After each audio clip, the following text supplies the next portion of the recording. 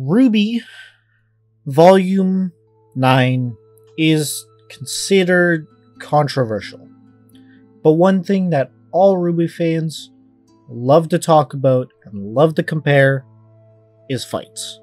So, how did the fights of Volume 9 stack up to other volumes?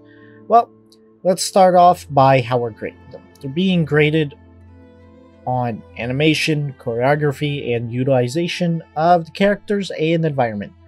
We're going to be using a point system to break it down. This score system ranges between 1/4 and 1.75. In order for a fight to pass, it will receive a 1. All fights should strive for a 1, but if they receive more than a 1, think of it as extra credit. Also, thanks to Twins Link for permission to continue the video series. Make sure to check out her channel. And without further ado, let's get started. Jabberwalker versus Weiss, Blake, and Yang. Half a point. The expression work on Rwby is really good. Also, the Jabberwalker is really interesting and dynamic, but it's way too short. Team Rwby versus the Red Prince in the chess match.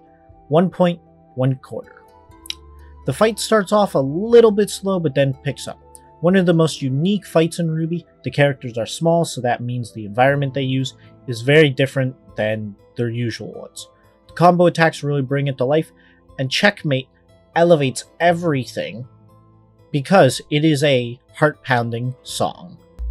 Big Jabberwalker versus Team Rwby+Jaune. 1 point. Relatively short. The idea of upping the ante by making it bigger through the use of the parfait was really nice. Jaune's entrance was really good. The combo attack at the end was really nice, but it didn't really feel like a fight though. It felt like they did one combo and the opponent died. But Chatterbox is also really good, which helps elevate the cool factor. Jaberwalkers attack the Paper Village. 1.5 point. This fight happens in episode 7. Choreography was really good. Yang and Blake had that combo, which was really impressive, along with Jaune and Weiss comboing to make some really impressive shots. Rwby's struggle to fight was engaging and added a little bit of tension, plus the music dimming in the background helped switch the energy of things. Trapdoor was very good, quite intense, which also helped, well, set the mood. Rwby versus Neo. 1.25 points. Dialogue is really mean and gets right into your heart. Choreography is really good. Highlights are Pyrrha's Barrage and Ozpin's Beatdown. Speaking of beatdown, this is one of the most brutal fights, I would say, in the entire show. Combine that with the creep factor of the dead people, and the overwhelming power of Neo, leads the fight being very one-sided, which helps make our villain seem all the more dangerous. Neocat versus Jaune, Weiss, Blake, and Yang. 1 point. Choreography is really good. Everyone is given something to do, which has been a notable problem in most Rwby fights. You can see the characters fighting off screen, either an alternate version of Neo or recovering. And you can see, because of that, you can normally see them in frame or out of the corner of your eye. A nice highlight is Jaune versus Neocat for that brief little scuffle. Now, with all these good things, you may be wondering why I gave it a 1. Well, that is because it is interrupted by Rwby's emotional scenes, which are good for the show. They're not really good for a fight, so doesn't really help it too much. After all, we are grading it as a fight. Now, Rwby versus the Curious Cat. 1.75. Red Like Roses starts playing, and Rwby emerges.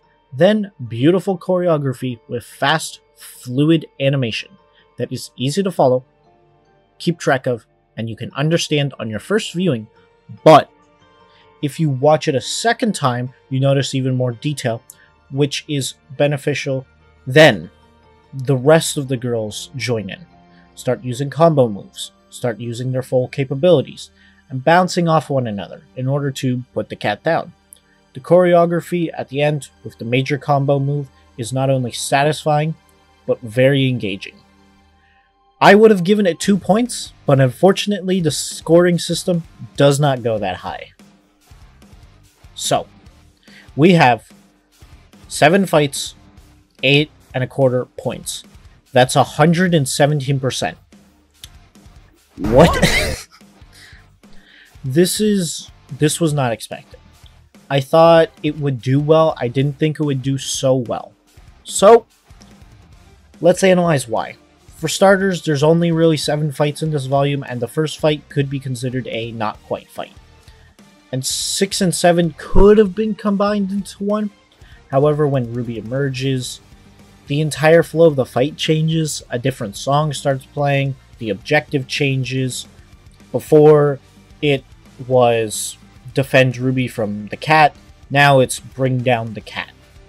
So, everything changed, so I counted it as a different fight. So, with only 7 fights, they're obviously going to have a lot more resources being able to put into them. Next, most of the fights have some sort of song, custom track in the background, which elevates everything. You know, custom tracks help enhance almost anything they're part of.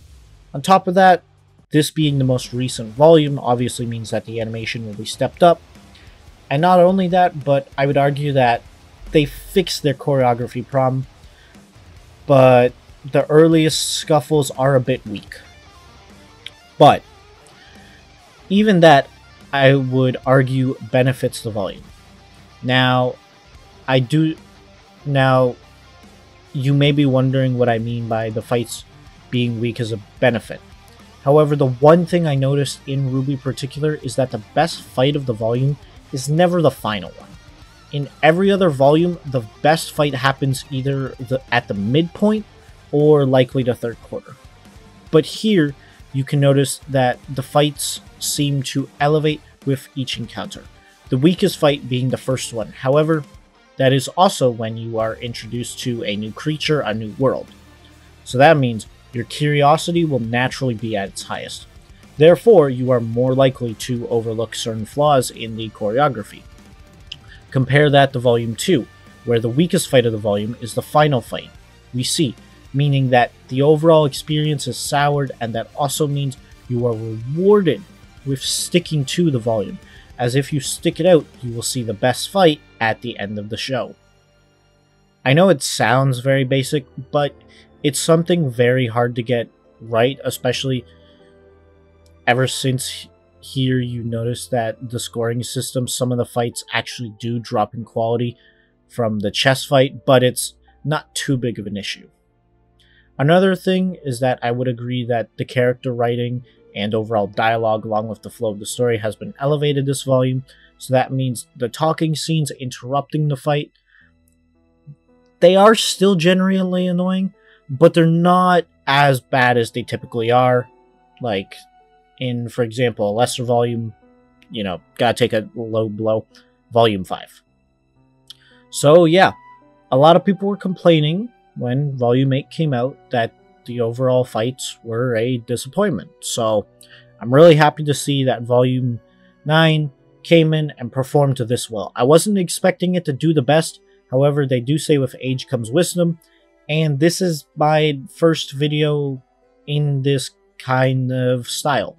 However, if you would like me to make more of these and talk about Ruby more, leave a comment.